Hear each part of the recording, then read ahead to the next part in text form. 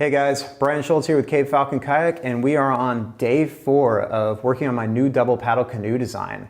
And I've got a couple of partially completed prototypes here with me, and I'm getting ready to actually set these aside and start working again completely from scratch because I feel like I've learned everything I can from building these 2 prototypes. But before I do that, I just wanted to share some of my initial impressions from the build so far and split this video up a little bit so it doesn't end up being way too long. So first thing I've learned so far is that I love working with 12-foot lumber. Like I said in the last video, I'm really tired of having to climb on top of my van to strap down kayaks and lumber, and so just being able to open the back of the van and throw the lumber in there was fantastic. And if that extends to the canoes as well, I think it means I'm going to be a lot more likely to be getting out on the water. So that's a real bonus just to start with.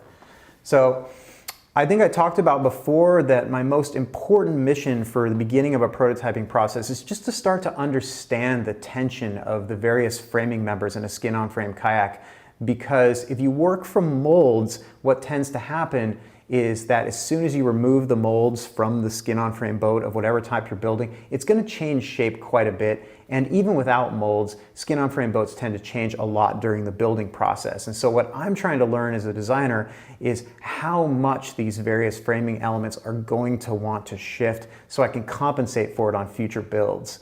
And what I've learned so far is, at least at this particular curve and this particular material thickness, I've learned how much the shear curve is going to change, how much that's going to affect the rocker, and how much different thicknesses and also different types of wood in the ribs affect the spring out or spring in of the gunnels. And this is part of this project that's really important to me because unlike a lot of what I see out there where people are using thwarts and inwales to constrain the shape of a skin-on-frame canoe, my dream for this project is to have a canoe that lives in perfect balance, where the tension of the gunnels pushing inward counterbalances the tension of the ribs pushing outward and gives me just a really well-balanced thing that could use a thwart if you wanted to have it for a functional reason, but didn't need to have it for a structural reason.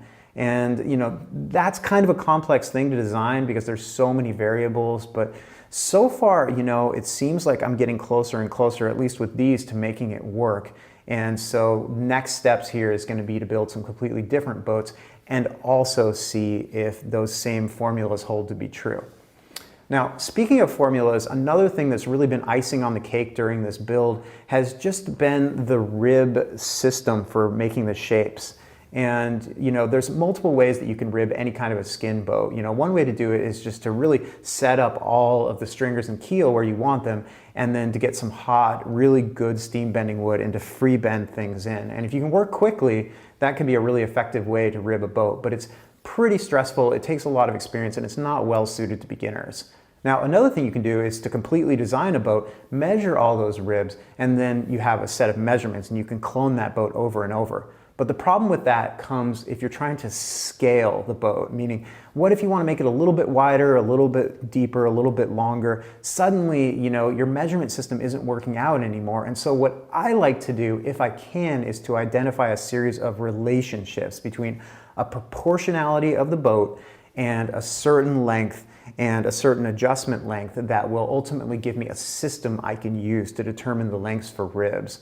And this is something that doesn't work sometimes with skin-on-frame boats, and it works at others, and you don't really know until you just do a lot of experimentation. And I've re-ribbed both of these boats 2 and 3 times now, and it looks like the system that I'm working on right now seems like it might be stable. So if that's the case, that could be a huge bonus moving forward, both for building my own canoes and also for me creating a system that I can share with other people. So really excited about that as well. So another thing that's worth mentioning as far as the ribs go is that as you're following along with the build here, you'll notice that I'm really spacing my ribs fairly closely, and I'm also spacing my stringers fairly closely as well. And you see a lot of skin-on-frame canoes out there that have a lot wider spacing than that. And I'm not here to tell you that those canoes aren't good canoes and that they're not going to last, because I don't have any personal experience with them.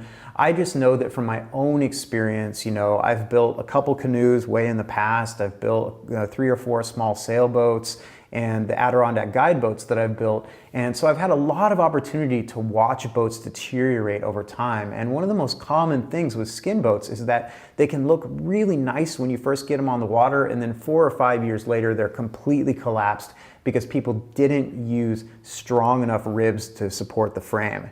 And over the years, I've actually learned to go up a little bit, both narrowing my spacing and also making my ribs a little bit thicker, and my boats have actually gotten heavier.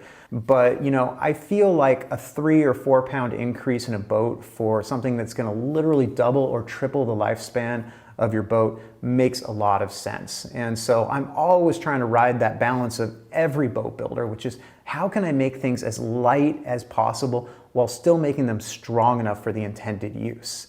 And a lot of that just has to do with what the intended use is. And for me, I tend to be really hard on boats. I like to beat them into rocks and take them out in the surf and use them really roughly. And I feel like just in general, if a boat can survive what I want to do with it, then I can feel safe to give it to customers and feel like there's not going to be any failures, which is important to me as a professional builder. And so I feel like where I am right now with my rib spacing and also with my stringers is going to be a pretty good compromise for something that I can really use roughly on wilderness trips, but it's still going to be reasonably light. And then I'll also make a series of these as well that's a lot lighter, just to kind of offer a choice in one direction or another. And then most importantly, I'll use the heck out of these 2 different designs and see how they wear over time. So I think the next steps is to set these boats aside and go out and get some new lumber and start again completely from scratch. And this is a really important part of the process, because by making another set of canoes with different shear and different width and different rocker and different hull shaping, I can find out if all the principles that I've learned in building these boats is going to apply to a different set of variables in a way that's both linear and predictable. And that's really what I'm looking to find out. So I think what I'm going to do is I'm not going to film the part of the process up to this point because you've already seen all that stuff, and I'll just pick up the camera and I'll start from whenever I get to this point, and then we'll go forward all the way to the end of the build. And then when I'm completely done, I'll sit down again and talk about what I've learned so far, and then we'll get this thing out on the water and see how it paddles.